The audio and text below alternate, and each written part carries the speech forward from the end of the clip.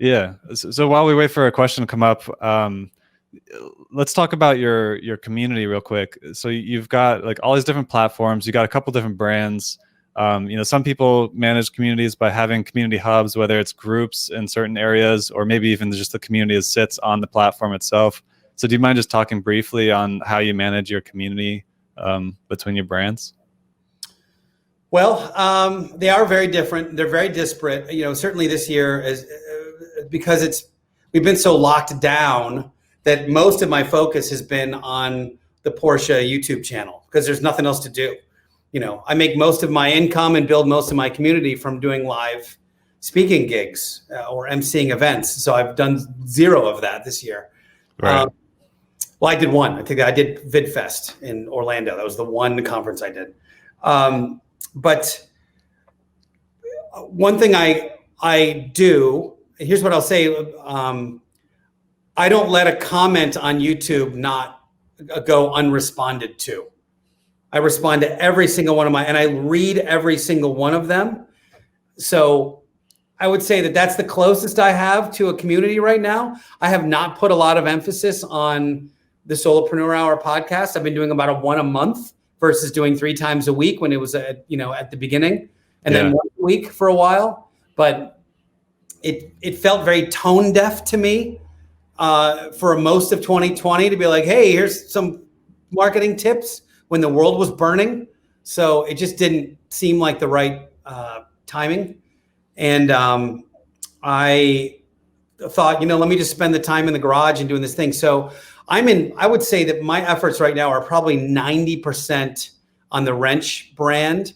And to cultivate that community, I am responding to every single question that I get. I'm putting a bunch of content out at least weekly, if not more, which is a lot because I calculated every one of my videos takes about 25 hours to do between the research, the shooting of the video, and then the editing, and then the publishing and marketing is about 25 hours per video. So it's really my almost full-time gig right now. And I'm planting seeds.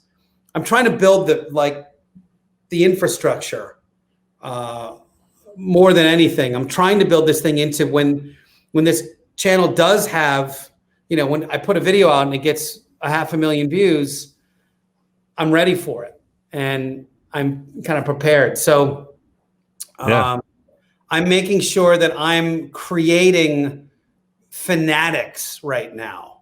That's what I'm concerned about. So I'm doing things within the video, just like I talked about, to make it like as entertaining as I can, even for people that aren't car people. And that's really my litmus test. Is sometimes I bring a couple of my lady friends that are like in video. I go, watch this, and what do you think? And she was like, I don't know anything about what you just did, but I thought it was a really fun video to watch. And I was like, that's what I'm shooting for. Nice.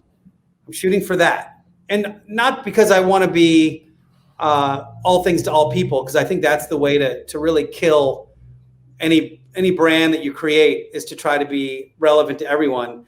If I look at my stats on my channel, I was actually surprised today that I have 97% male viewers and 3% female, because for the longest time, it was like 99.7% men.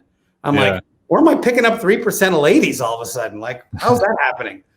Maybe it's my friends that are trying to support, but don't be all things to all people at all. But I think that I learned that lesson from Gary Vee. I think Crush It is still one of the best books you can read in terms of like how to cultivate a good, passionate online community. And it's you got to get in there and respond to everything. I watched this guy a couple weeks ago. I loved his video, and I wrote this really cool comment on it, and he just gave it a heart or a thumbs up. And I thought, I'm never going to watch another one of this dude's videos. Like, it totally turned me off that he didn't give me 5 seconds. Hey man, thanks for watching. I did this. But that's how people think. It's that next level of interaction that you can give to someone. I think this has been the death knell of communication. Just a thumbs up or a like or a heart on someone's. I hate it when people do that to my text messages, when they just give me like a like or a ha or whatever they do on the iPhone. I'm like, oh, I'm never going to send them, I'm literally never going to send them another message because I hate that so much.